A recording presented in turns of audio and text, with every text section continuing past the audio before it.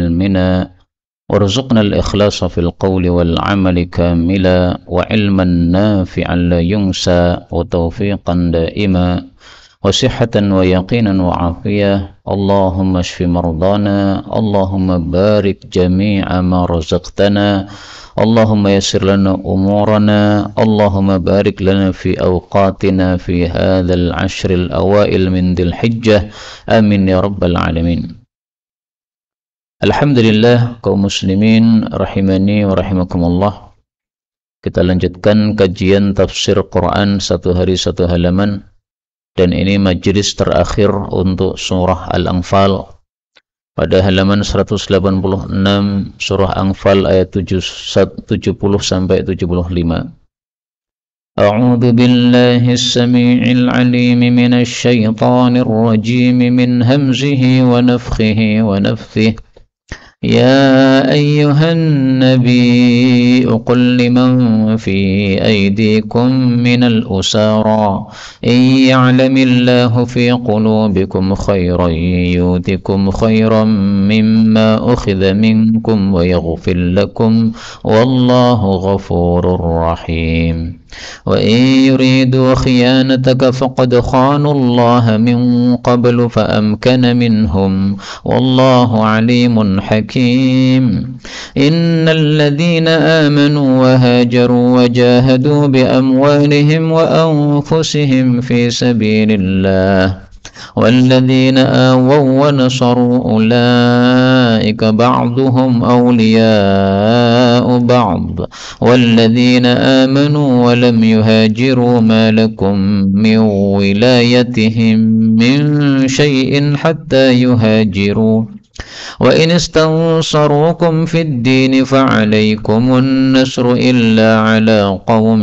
بينكم وبينهم ميثاق والله بما تعملون بصير والذين كفروا بعضهم أولياء بعض إلا تفعلوه تكن فتنة في الأرض وفساد كبير والذين آمنوا وهاجروا وجاهدوا في سبيل الله والذين آووا ونصروا أولئك هم المؤمنون حقا لهم مغفرة ورزق كريم والذين آمنوا من بعد وهاجروا وجاهدوا معكم فأولئك منكم وأولو الأرحام بعضهم أولى ببعض في كتاب الله إن الله بكل شيء عليم.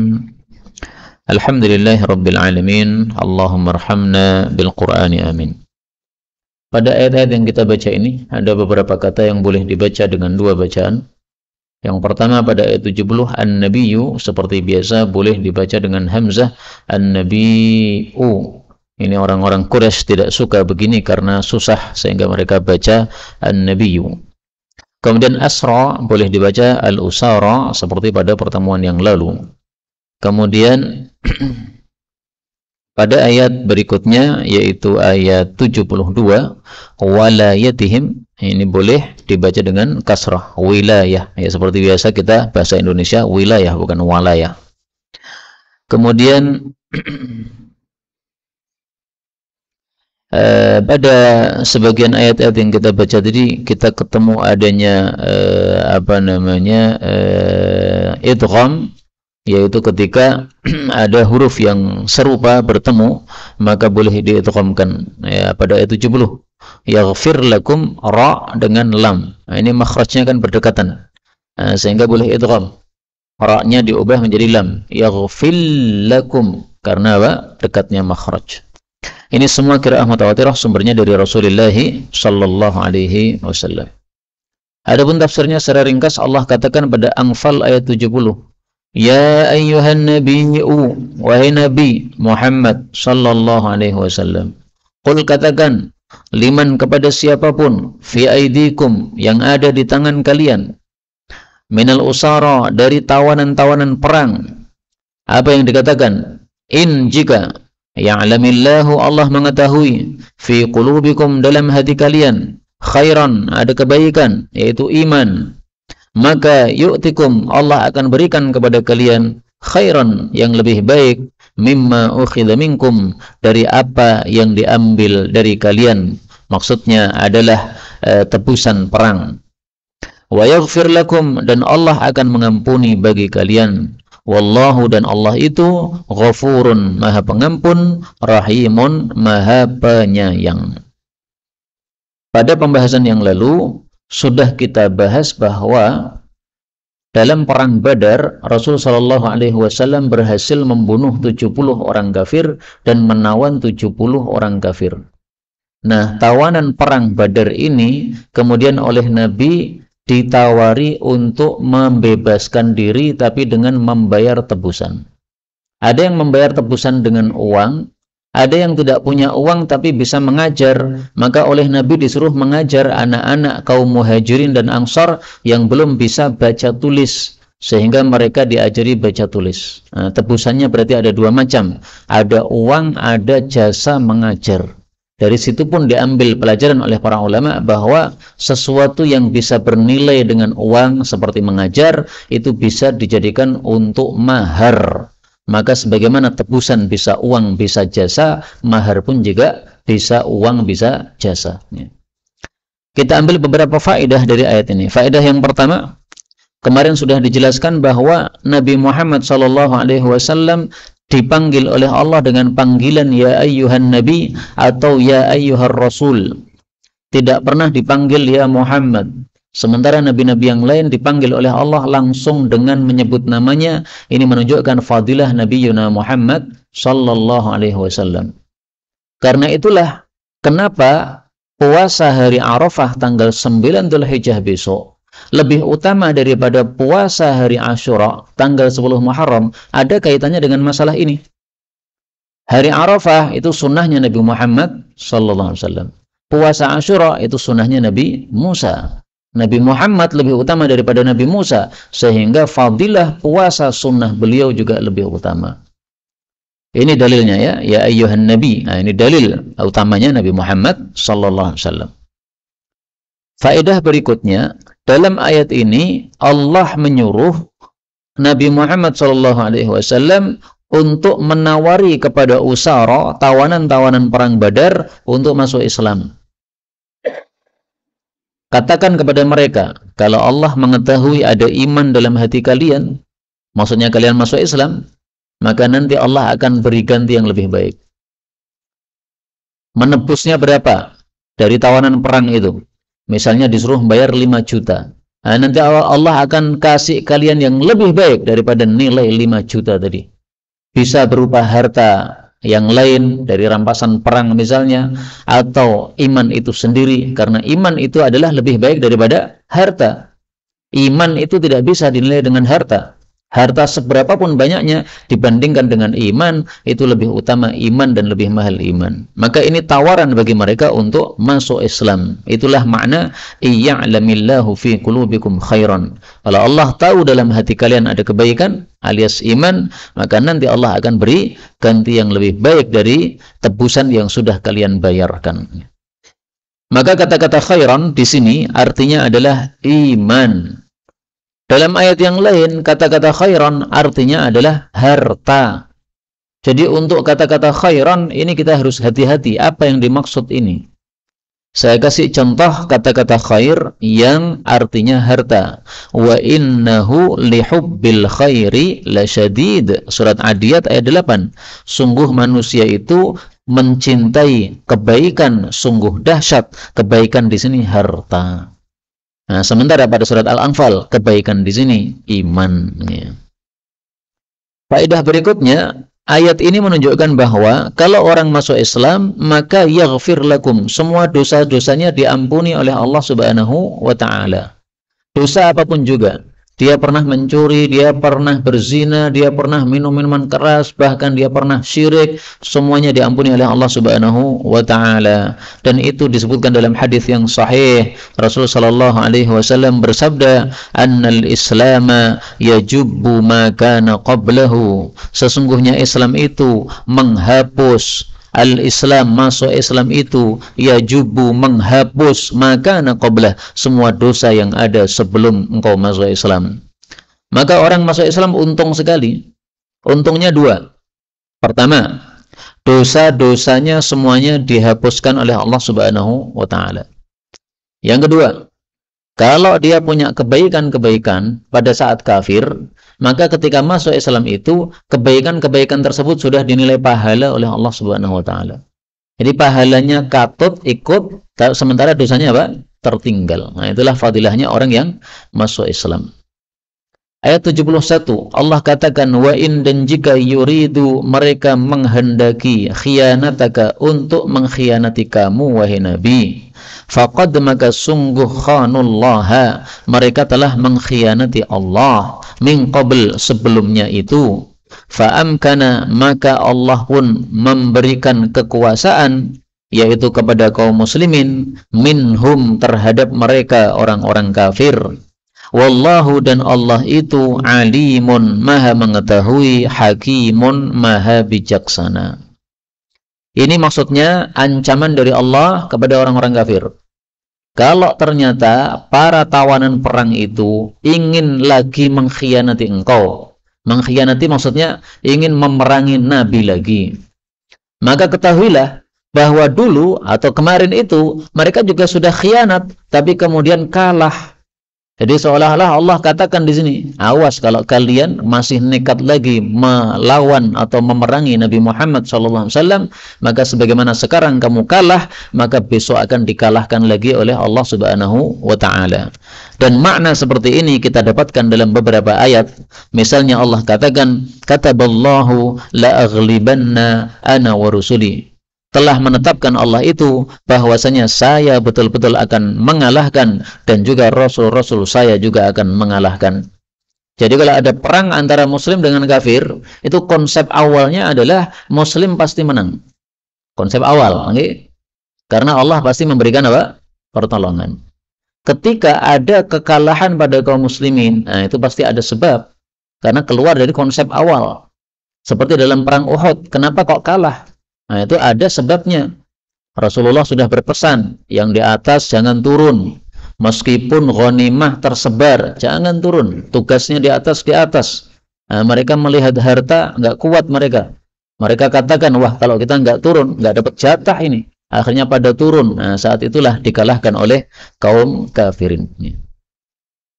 Maka kata-kata ini, khanullah, mereka sudah khianat kepada Allah, yaitu sudah kafir kepada Allah Subhanahu wa taala min qabl, sebelum ini, yaitu sebelum adanya tawanan perang Badar ini. Dan itu pun kemudian fa'amkana minhum, Allah pun menjadikan mereka kalah, yaitu pada perang Badar. Maka akan terulang mereka kalah lagi kalau menantang atau memerangi Rasulullah sallallahu alaihi wasallam. Kemudian Allah menjanjikan kepada kaum muhajirin dan ansar, innalladzina, sesungguhnya orang-orang yang amanu, mereka iman, wahajaru, dan mereka hijrah, ini berarti kaum muhajirin, wajahadu, dan mereka berjihad, bi amwalihim, dengan harta mereka, wa anfusihim, dan jiwa mereka, fi sabilillah, di jalan Allah, walladzina, dan orang-orang yang awau, memberi tempat, berarti orang-orang Ansar, ngasih tempat di Madinah. Wa nasaru, dan mereka menolong, yaitu menolong kaum muhajirin.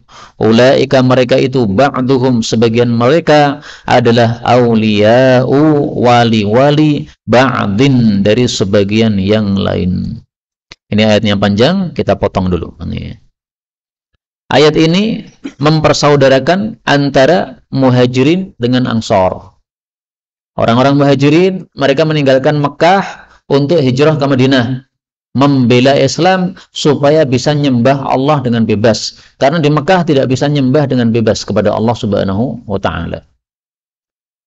Maka ketika mereka datang ke Madinah, itu mereka tangan kosong, tidak punya harta. Harta ditinggal di Mekah. Karena kalau bawa harta terang-terangan hijrah ke Madinah, pasti akan dicegat di tengah jalan oleh orang-orang kafir. Sehingga mereka berhijrahnya itu sembunyi-sembunyi, Pak. Malam-malam berangkat. Nanti ada lagi rombongan malam berangkat. Begitu. Kecuali konon Sayyidina Umar Dia hunus pedang, kemudian keliling Ka'bah, tawaf, setelah itu dia teriak-teriak, yang mau anaknya jadi yatim, istrinya jadi janda, silahkan cegat saya mau hijrah nih, siang bolong. Tapi saya jujur riwayatnya tidak sahih dari Sayyidina Umar. Ya bisa jadi benar, bisa jadi tidak, namanya riwayat. Maka mudah-mudahan kita di surga ketemu dengan Sayyidina Umar dan bisa bertanya kepada beliau. Amin ya Rabbal Alamin. Ya, apakah betul beliau keluar-keluar seperti itu di Mekah waktu itu? Nah, maka ketika muhajirin datang ke Madinah, tidak punya harta, maka kaum Ansor ini Masya Allah, mereka sangat baik. Mereka beri tempat, mereka beri harta, bahkan mereka beri istri untuk kaum muhajirin tadi. Makanya Allah kemudian mempersaudarakan antara mereka. Allah katakan ba'duhum awliya'u ba'din, sebagiannya adalah wali bagi sebagian yang lain. Wali dalam hal apa? Kata Ibnu Abbas ketika menafsirkan ayat ini, wali di sini maksudnya adalah wali dalam mewarisi harta mereka. Maka kalau ada seorang muhajir mati, yang mewarisi siapa? Ansar. Ansar mati, yang mewarisi muhajir. Maka setiap orang muhajir itu oleh Nabi digatokkan, digandengkan dengan seorang Ansar. Muhajir satu gandengkan dengan Ansar satu. Seperti itu. Supaya orang Ansar ini memberikan sebagian harta mereka atau bantuan kepada kaum muhajirin. Karena datang ke Madinah tangan kosong, nggak bawa harta, nggak bawa istri, nggak bawa anak-anak yang kecil-kecil ditinggal, kemudian juga nggak punya rumah, maka perlu ada tempat untuk mereka.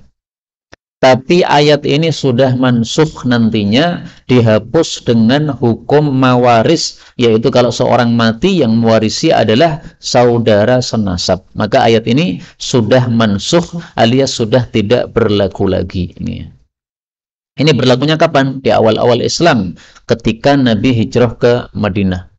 Tahun 1, 2, 3, 4, 5, 6, 7, 8 sampai tahun 8 Hijriah. Begitu tahun 8 Hijriah sudah terjadi Fathu Makkah, maka Allah menghapus hukum ini. Sekarang diubah, yang mewarisi adalah yang sekerabat, sesama muslim tentu saja. Kalau muslim dengan kafir tidak saling mewarisi. Nah, kita ambil beberapa faedah. Faedah yang pertama, ayat ini menunjukkan fadilah orang-orang muhajirin. Mereka sudah iman, mereka sudah hijrah, dan mereka sudah jihad. Hijrah itu sudah tidak ada lagi dari Mekah ke Madinah. Tapi kalau hijrah dari kampung kafir kepada kampung Islam, maka itu berlaku sampai hari kiamat. Dalilnya sabda Nabi sallallahu alaihi wasallam. Beliau mengatakan, la hijrata ba'dal fathi, sudah tidak ada lagi hijrah setelah Fathu Makkah. Kenapa? Karena Mekah sudah jadi negara Islam, dijamin sampai kiamat tidak akan pernah jadi negara kafir lagi. Sehingga la hijrata, tidak akan ada hijrah lagi dari Mekah sampai kiamat, karena selalu jadi negara Islam. Dalam hadis yang lain Rasulullah sallallahu alaihi wasallam bersabda, la tanqati'ul hijrah, tidak akan putus hijrah itu ma qutilal adu, atau ma damal jihad, selama masih ada jihad perang melawan orang-orang kafir. Nah, yang dimaksud di sini adalah hijrah dari negara kafir kepada negara Islam. Nah, sekarang Indonesia ini negara kafir atau negara Islam? Kalau negara kafir, berarti kita hijrah dong dari Indonesia ke negara Islam. Kalau negara Islam, ya berarti kita nggak hijrah dari Indonesia. Nah, definisi negara Islam itu diperselisihkan oleh para ulama, tetapi pendapat yang masyhur adalah negara Islam adalah negara di mana kaum muslimin banyak di situ dan mereka bisa menegakkan ajaran Islam dengan bebas. Seperti sekarang ini, kita banyak di Indonesia dan kita bebas menegakkan ajaran Islam. Pengajian seperti ini boleh, kemudian puasa Ramadan tidak dilarang, azan tidak dikumandangkan juga boleh, nggak ada masalah. Adapun jihad tidak ada di Indonesia, kemudian potong tangan untuk maling tidak ada di Indonesia. Itu memang hukum-hukum yang menegakkan penguasa, sehingga yang dosa penguasa, bukan kita sebagai rakyat. Maka Indonesia bukan negara kafir, meskipun yang diterapkan bukan hukum Islam. Yang diterapkan di negara bukan hukum Islam. Kemudian faedah berikutnya, jihad ternyata ada dua macam. Ada jihad harta, ada jihad diri atau nyawa. Jihad nyawa berarti kita maju ke medan jihad. sehingga merelakan nyawa kita seandainya mati syahid di medan jihad. Jihad harta, ya orang yang melakukan jihad perang pasti pakai harta, bawa kuda, bawa pedang, bawa sangu. Kalau sekarang di Indonesia tidak ada jihad perang, maka jihad kita jihad harta. Ketika Allah perintahkan untuk kita berkorban Idul Adha, maka ini jihad harta termasuknya. Karena jihad itu kita sungguh-sungguh melawan orang-orang kafir atau melawan nafsu kita. Nah, maka di Indonesia tidak ada orang-orang kafir yang kita lawan dengan pedang, berarti kita melawan nafsu kita. Nafsu sangat enggan untuk mengeluarkan duit untuk korban Idul Adha. Nah, disitulah terjadi jihad harta, melawan nafsu untuk mengeluarkan harta untuk berkorban Idul Adha. Itu termasuk jihad fi sabilillah dalam bab harta. Kemudian faedah berikutnya, di sini Allah menyebutkan orang-orang muhajir dulu, baru kemudian orang-orang ansor. Berarti orang muhajirin lebih utama daripada orang-orang ansor. Sehingga derajatnya itu adalah muhajirin di atasnya, ansor di bawahnya. Karena memang lebih awal masuk Islam para muhajirin. Setelah itu Allah berkata, walladzina amanu, adapun orang-orang yang beriman, walam yuhajiru, tetapi mereka tidak hijrah dari Mekah ke Madinah. Malakum, tidak ada bagi kalian, mi wilayatihim, perwalian terhadap mereka, min syai'in, sedikit pun. Jadi bukan wali kalian, hatta yuhajiru, sampai mereka hijrah.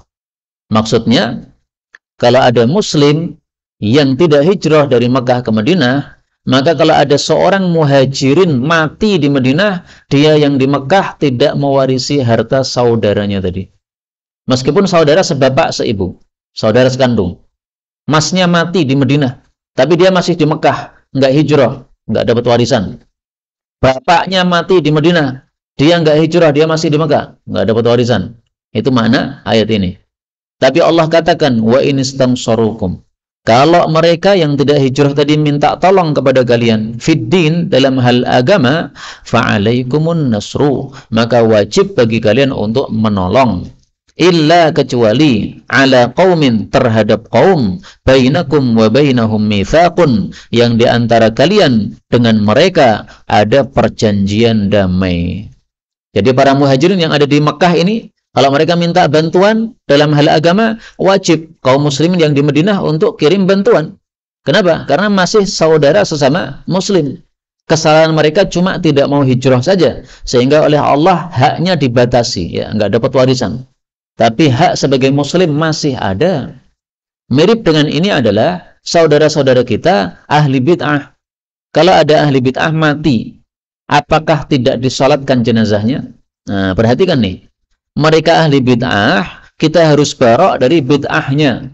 Tetapi haknya sebagai muslim harus tetap diberikan. Maka jenazah ahli bid'ah tetap wajib apa? Disolatkan. Selama bid'ahnya tidak sampai keluar dari Islam. Tapi kalau bid'ahnya sampai keluar dari Islam, misalnya Ahmadiyah mengatakan Mirza Ghulam Ahmad adalah Nabi setelah Nabi Muhammad SAW, ini sudah kafir murtad ini. Ahmadiyah mati, nggak usah disolatkan, langsung cemplungkan kuburan, nggak ada masalah. Tapi kalau ada kelompok-kelompok sesat, Syiah, Mu'tazilah, Khawarij, Qadariyah, dan lain-lainnya, yang mereka belum sampai ke taraf kafir, maka kalau jenazahnya mati, masih wajib apa? Disolatkan. Tapi kalau kelompok mereka sudah mensolatkan, yang ahlu sunnah tidak menyolatkan juga nggak apa-apa. Yang penting apa? Sudah ada yang mensolatkan. Allah katakan, kecuali kalau terhadap kaum yang ada perjanjian damai. Nah, nggak boleh menolong kaum muslimin tadi. Jadi muslimin Mekah berurusan dengan orang kafir, perang. Nih. Tapi orang kafirnya ini ternyata ada perjanjian damai dengan muslimin yang ada di Madinah. Nah, tidak boleh muslimin yang di Madinah membantu muslimin yang ada di Mekah tadi. Karena ada perjanjian damai dengan orang-orang kafir tersebut. Nah, sehingga perjanjian damai itu dalam Islam sangat dijaga, meskipun kepada kafir tetap harus ditunaikan janjinya. Rasulullah Shallallahu Alaihi Wasallam menegaskan hal ini dalam hadis yang sahih. Inni la akhisu bil ahdi, sungguh saya tidak akan merusak perjanjian kepada orang kafir. Hadis riwayat Abu Dawud. Karena kalau kita merusak perjanjian dengan orang kafir, itu nanti akan jadi penghalang mereka masuk Islam. Mereka akan mengatakan umat Islam itu orang-orang perusak janji, nggak akan saya masuk Islam. Nah, berarti Islam terhalang gara-gara tingkah umatnya sendiri, maka dilarang oleh Allah Subhanahu wa taala. Kemudian Allah katakan, wallahu, dan Allah itu bima ta'maluna, dengan apapun yang kalian lakukan, basirun, maha melihat. Karena itu marilah kita berhati-hati dalam beramal, karena semua amal kita dilihat oleh Allah. Meskipun di kamar sendirian, tapi Allah kan maha melihat kan. Tidak pernah Allah itu tidur sama sekali, nggak pernah. Ngantuk aja nggak pernah. 73. Walladzina kafaru, adapun orang-orang kafir, ba'duhum, sebagian mereka, awliya'u ba'din, adalah wali-wali bagi sebagian yang lain. Illa taf'aluh, kalau kalian tidak melakukan hal tersebut, takung fitnatun, akan terjadi fitnah, fil ardi, di muka bumi, wa fasadun kabirun, dan kerusakan yang besar. Jadi sebagaimana muslim dengan muslim saling menjadi wali, maka kafir dengan kafir juga saling menjadi wali. Maka kafir dengan kafir saling mewarisi, meskipun beda agama, satunya Yahudi, satunya Nasrani, tetap saling mewarisi. Kenapa? Karena sama-sama kafir. Sehingga dari ayat ini diambil pelajaran bahwa al-kufru millatun wahidah. Kafir itu dianggap satu agama. Yahudi, Nasrani, Hindu, Buddha, Konghucu, apapun lah, pokoknya selain Islam, itu namanya agama kafir.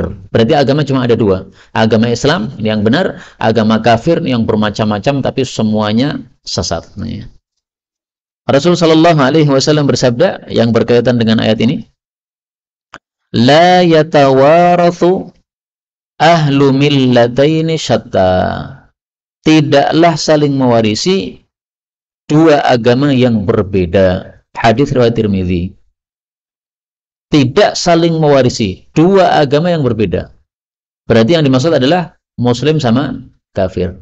Karena kalau kafir sama kafir, meskipun Yahudi sama Nasrani, Allah sudah katakan di sini, walladzina kafaru ba'duhum awliya'u ba'din. Kafir dengan kafir saling mewarisi. Kemudian Allah ancam di sini, kalau kalian tidak melakukan itu akan muncul fitnah. Melakukan apa? Melakukan dua ayat yang di atasnya tadi, yaitu saling berwali dengan orang muslim dan saling bermusuhan dengan orang kafir. Jadi muslim dengan muslim itu bersaudara, saling menjadi wali, menjadi pengurus, menjadi kekasih. Demikian juga untuk orang kafir, mereka saling kekasih dengan mereka. Kalau dibalik kita malah mewalikan orang kafir, maka yang terjadi adalah fitnah di bumi. Apa yang dimaksud fitnah di bumi? Yaitu kekuatan orang-orang kafir. Maka orang-orang kafir kuat gara-gara apa? Umat Islam tidak melakukan ayat ini. Disuruh saling ukhuwah sesama muslim, tapi malah saling serang sesama muslim. Disuruh saling berwali, berkasih, kasih sayang sama muslim, malah saling bermusuhan. Itu yang menyebabkan orang kafir kuat. Jadi kalau kita pengen sekarang ini umat Islam kuat, orang kafir lemah, maka kita harus perbaiki kondisi kita dulu. Kalau kondisi kita masih seperti ini, sesama muslim saja bertengkar, hanya gara-gara beda pengajian saja, maka itulah yang menyebabkan fitnatun fil ardi, kekuatan orang kafir menjadi melonjak, wa fasadun kabir, kerusakan besar. Itu maksudnya adalah kelemahan umat Islam. Jadi fitnah ini adalah kebalikan dari fasadun kabir. Fitnah itu meningkatnya kekuatan orang kafir, fasadun kabir adalah melemahnya kaum muslimin. Kemudian Allah katakan walladzina amanu, dan orang-orang yang beriman, wahajaru, dan mereka hijrah, wajahadu, dan mereka jihad fi sabilillahi, di jalan Allah, walladzina awaw, dan orang-orang yang mereka memberi tempat, wa nasaru, dan mereka menolong, ulaika, mereka itu humul mu'minun, merekalah orang-orang beriman haqqa, yang sebenar-benarnya. Kalimat ini ulaika humul mu'minun haqqa mengingatkan kita kepada awal surat Al-Anfal. Apa pada surat awal surat Al-Anfal? Sudah hafal kan? Surat Al-Anfal. Allah mengatakan pada surat Al-Anfal ayat 4. Ulaika humul mu'minuna haqqan. Sama ayatnya. Jadi awal surat dengan akhir surat ada kemiripan. Dan inilah keindahan Quran. Ketika membahas sesuatu, maka dihubungkan antara pembahasan awal dengan pembahasan akhir. Dan ini kita temukan dalam banyak surat, tidak hanya surat Al-Anfal saja. Hanya saja seringkali kita itu membaca Quran asal membaca, tidak disertai dengan tadabbur, sehingga makna-makna seperti ini tidak pernah terbuka, tidak pernah tersingkap. Padahal inilah keindahan Quran. Maka orang kalau membaca Quran dengan tadabbur, dia akan merasakan indahnya pembahasan dalam Al-Quran Al-Karim. Kemudian Allah katakan, lahum bagi mereka maghfiratun, ada ampunan, wa rizqun karimun, dan rizki yang mulia. Ampunan maksudnya penyebab untuk selamat dari api neraka. Karena kalau kita belum diampuni dosa kita oleh Allah, ya pastilah kita masuk ke dalam neraka, karena kita punya dosa-dosa. Rizqun karim, rizki yang mulia, maksudnya adalah jaminan masuk surga. Karena rizki yang mulia hanya ditemukan di dalam surga. Jadi kepentingan orang itu ketika sudah masuk alam akhirat cuma dua. Pertama, dapat ampunan. Kalau sudah dapat ampunan, sudah nggak perlu masuk neraka. Yang kedua, dapat rizki, yaitu masuk surga. Intinya hidup sebenarnya cari dua itu. Gimana kita hidup di dunia ini, nanti ketika mati, selamat dari neraka, masuk ke dalam surga. Mudah-mudahan semua kita masuk surga tanpa hisab, tanpa azab. Amin ya rabbal alamin. Dalam ayat yang lain, Allah menyebutkan bahwa di akhirat cuma ada dua kemungkinan. Pada surat Al-Hadid ayat 20. Wa fil akhirati adzabun syadidun wa maghfiratun minallahi wa ridwan. Di akhirat cuma ada dua kemungkinan. Yang pertama, adzabun syadidun, siksaan yang dahsyat. Apa itu? Neraka. Kemungkinan yang kedua, wa maghfiratun minallah, ampunan dari Allah. Apa itu? Selamat dari neraka. Wa ridwanun, mendapat ridha Allah. Apa itu? Masuk surga. Nah, maka urutannya begitu, diampuni dulu. Kalau belum diampuni, mana mungkin masuk surga? Karena itulah doa minta ampun itu sangat penting untuk kita umat Islam. Seringkali kalau diajari doa minta ampun, itu sudah biasa. Doa yang dahsyat yang diajarkan, jangan yang biasa. Loh, ini yang paling dahsyat ini minta ampun ini. Abu Bakar As-Siddiq berkata kepada Rasul sallallahu alaihi wasallam, "Ya Rasulullah, saya pas salat, tolong diajari satu doa yang bisa saya baca pas salat." Maka Rasulullah mengajarkan doa minta ampun, mengakui dosanya. Rabbi inni zalamtu nafsi zulman katsiran wa la yaghfiru dzunuba illa anta faghfirli. Kemudian Ibnu Umar ketika kumpul dengan sahabat-sahabatnya di depan Ka'bah, maka sahabat-sahabatnya mengatakan, "Yuk semua kita berdoa kepada Allah karena kita sedang berada di depan Ka'bah. Insyaallah doa mustajab." Masing-masing doa. Terakhir Ibnu Umar yang berdoa. Dia mengatakan, adapun saya doa minta ampun kepada Allah Subhanahu wa taala. Sahabat-sahabatnya doanya macam-macam ya, menguasai Hijaz, ada yang menikahi perempuan itu yang tercantik dan sebagainya. Tapi Ibnu Umar mikirnya sangat cerdas. Saya butuhnya satu aja, diampuni oleh Allah Subhanahu wa taala. Kemudian rizki dalam surga Allah sebut sebagai rizqun karimun, rizki yang mulia. Kenapa? Karena memang rizki di dalam surga berbeda jauh dengan rizki yang ada di dunia. Di dunia, kalau rizki itu dimakan atau diambil, pasti akan berkurang lama-lama habis. Tapi kalau di surga tidak ada habisnya sama sekali. Itu sudah disebutkan oleh Allah dalam ayat yang lain. Ma indakum yanfadu wa ma indallahi baqa. Apapun yang ada pada kalian, yaitu harta dunia, pasti habis. Apapun yang ada di hadapan Allah, pasti tetap ada, kekal terus-menerus. Ini surat An-Nahl ayat 96. Maka orang kalau pilih dunia, meninggalkan akhirat, itu sangat tidak berakal sama sekali. Milih kok yang apa? Tidak kekal. Mestinya milih yang kekal. Karena dunia pasti akan ditinggalkan dan tidak kekal sama sekali. Kenapa dipilih? Kemudian Allah Subhanahu wa taala mengatakan pada ayat terakhir, "Walladzina amanu", adapun orang-orang yang beriman, "mim ba'du", setelah itu, "wahajaru", dan mereka juga berhijrah, "wajahadu ma'akum", dan mereka juga berjihad bersama kalian, "faulaika minkum", maka mereka itu termasuk dari kelompok kalian. Wa ulul arhami, dan para kerabat-kerabat, ba'duhum, sebagian mereka, aula bi ba'din, lebih dekat terhadap sebagian yang lain. Fi kitabillahi, di dalam ketetapan Allah, di dalam hukum Allah. Innallaha, sesungguhnya Allah, bikulli syai'in, terhadap segala sesuatu, alim, maha mengetahui. Ayat ini membahas dua hal. Yang pertama, orang-orang yang iman setelah itu. Setelah apa? Setelah Fathu Makkah. Jadi para sahabat Nabi itu bisa dibagi dua. Ada sahabat Nabi yang Islamnya dulu-dulu, ada yang sahabat Nabi Islamnya belakangan. Nah, untuk menetapkan mana dulu, mana belakang, itu yang paling gampang adalah jaraknya itu Fathu Makkah. Yang masuk Islam sebelum Fathu Makkah berarti sudah masuk Islam awal-awal. Yang masuk Islam setelah Fathu Makkah berarti termasuk terlambat masuk Islam. Karena Fathu Makkah menyebabkan orang-orang kafir terpaksa masuk Islam. Rasulullah masuk ke kota Mekah, ditaklukkan kota Mekah. Yang tidak mau Islam, ya kena lehernya, dipenggal lehernya. Kalau dia kafir melawan kaum muslimin, maka mereka rombongan semuanya pada masuk Islam. Waktu itu ada 2.000 orang kafir masuk Islam semuanya di kota Mekah setelah Fathu Makkah tahun 8 Hijriah.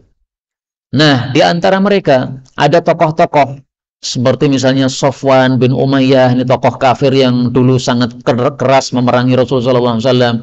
Demikian juga Ikrimah, anaknya Abu Jahal, ini adalah sepupunya Nabi Muhammad SAW, juga pentolan kafir. Nah, di antara mereka setelah masuk Islam, akhirnya mereka datang ke Madinah. Sampai di Madinah ditanya oleh Nabi, kenapa kalian datang ke Madinah? Maka mereka menjawab, kami mendengar berita bahwasanya Islam tidak akan diterima kalau tidak melakukan hijrah. Maka meskipun kami sudah masuk Islam Fathu Makkah kemarin, tapi kami belum hijrah dari Mekah, maka kami ingin hijrah ke Madinah. Maka Rasulullah jawab, la hijrata ba'dal fathi. Sudah nggak ada lagi hijrah dari Mekah ke Madinah, karena Mekah sudah menjadi kampung Islam. Jadi silahkan tinggal di Mekah, nggak ada masalah. Tinggal di Madinah juga boleh, tapi tidak wajib lagi. Kalau dulu wajib, tapi setelah ada Fathu Makkah, maka tidak wajib lagi untuk pindah ke Madinah. Nah, itulah yang dimaksud ini alladzina amanu min ba'du, ya, tokoh-tokoh kafir tadi seperti Ikrimah putranya Abu Jahal dan yang lain-lain yang hijrah ke Madinah setelah Fathu Makkah. Mereka semua kata Allah minkum, termasuk kalian, berarti termasuk umat Islam. Kemudian pembahasan yang kedua, ayat ini mengatakan para kerabat itu sebagian mereka lebih dekat kepada sebagian yang lain. Maksudnya lebih dekat adalah lebih berhak untuk mewarisi harta mereka. Nah, inilah ayat yang menghapus ayat sebelumnya tadi. Jadi ayat 75 ini menghapus ayat sebelumnya tadi yang mengatakan awliya'u ba'dhin, muhajirin dengan ansor saling mewarisi. Itu hanya di awal Islam. Setelah Fathu Makkah, maka yang berlaku adalah ulul arhami ba'duhum aula bi ba'dhin. Sehingga sudah tidak saling mewarisi antara muhajirin dengan ansor, tetapi persaudaraan antar mereka masih berlanjut. Adapun saling mewarisinya tidak ada lagi. Dan ini ditegaskan oleh Allah Subhanahu wa taala pada perinciannya pada surat lain, yaitu pada surat An-Nisa ayat 11, 12 dan ayat terakhir. Allah sebutkan pada surat An-Nisa ayat 11, yusikumullahu fi auladikum lidzakari mithlu hadzil unthayain. Allah wasiatkan untuk anak-anak kalian, kalau kalian mati, maka anak laki-laki mendapat 2 bagian dari perempuan, atau mendapatkan bagian seperti 2 perempuan. Nah, perinciannya di sini.